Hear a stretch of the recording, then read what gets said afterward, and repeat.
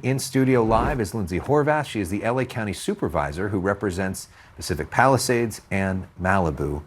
Supervisor, welcome to Story for the first time. Thank you for having me. That was such a traumatic day and a traumatic night. What is sort of the main image that sticks in your mind from January 7th? I think just looking at residents who were sort of in the area trying to figure out what exactly to do as we were convening to, make the message clear that it was time to evacuate, it was time to move, there was no time to waste.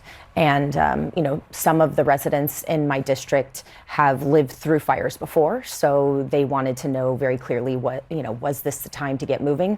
And some people, didn't want to hesitate, and we saw with the confusion that then sort of unfolded, the clarity and communication was so critical.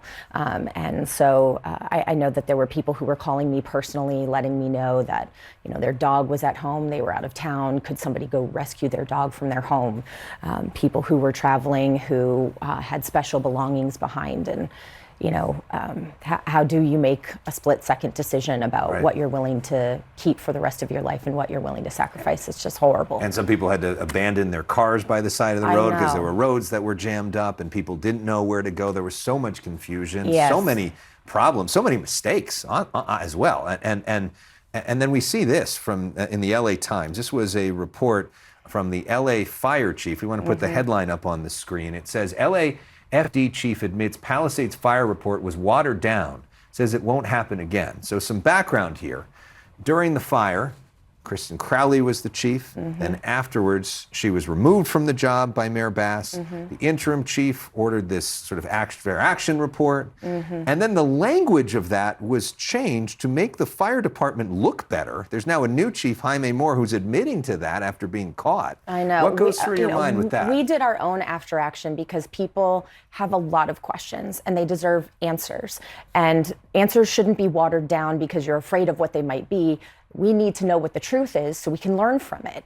And we even asked the city to participate in our after action report, and they declined participating, and now we know why, because they wanted to cover up and tell their own story however they wanted to tell it. We need to tell the story of what actually happened, because it's not only important for us to learn from a government perspective on how we improve and what we could have or should have done better, it's also important for people to heal because they feel gaslit. I was with people in one of those very early town halls who were saying, could it have been the fire from New Year's Eve?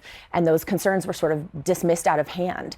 And now that they're seeing, their sort of intuition around it was right, that's where trust gets broken. So you think the city is trying to cover up? Well, I think the fire chief said that. Yeah.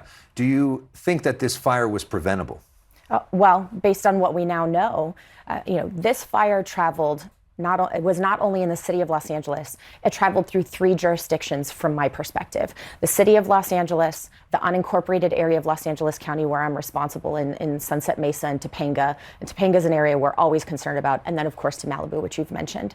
And so for a fire to travel that far, that quickly, we go to great measures in Los Angeles County to prepare. It would be unthinkable for a fire to not be put out on New Year's Eve, especially with the conditions that we were risking. That it's absolutely unthinkable that that's what happened. You said the county went through an after action report. You say trust is important. You say admitting when you were wrong is important. Is there anything the county could have done better? Of course. I think what? We've seen that the communications was confusing for everyone.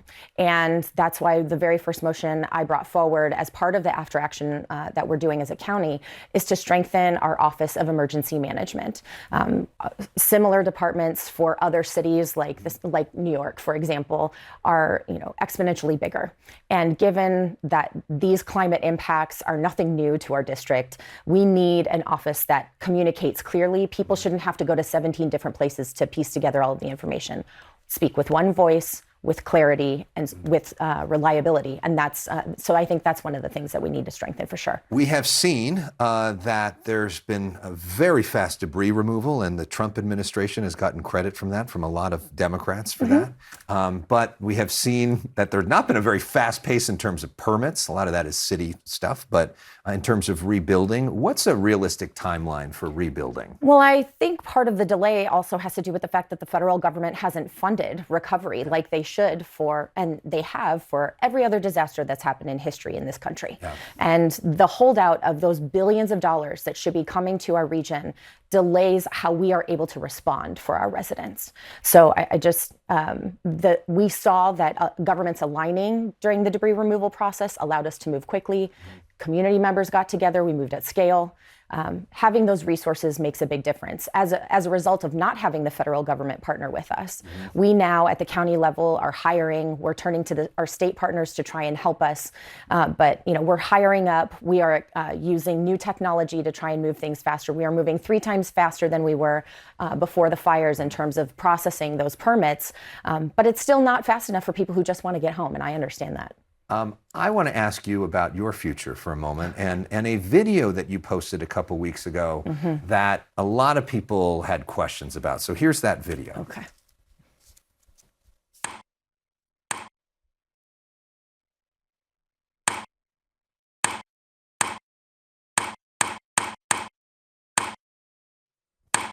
We clearly see the face of the mayor of Los Angeles, Karen Bass.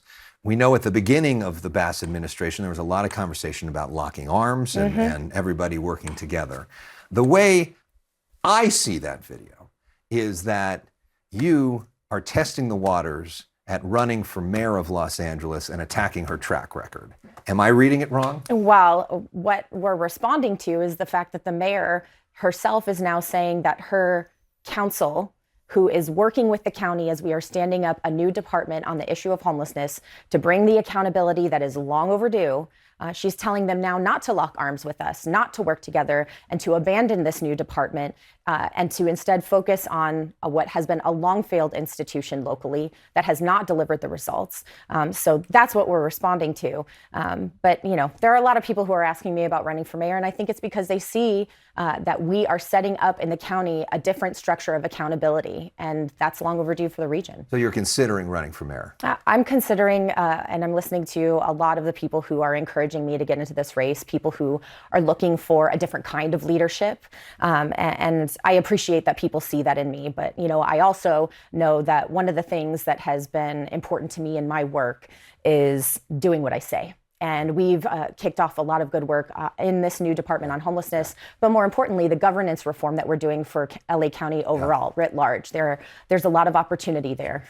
So the filing deadline is in a couple weeks, so I guess we'll have a decision pretty soon. Decisions will be coming. I don't think that mayor race is full yet, so. There you go. All right, there's some news from Lindsay Horvath, county supervisor and potentially candidate for mayor of Los Angeles. We'll find out soon. Thanks so much for being here. We'll have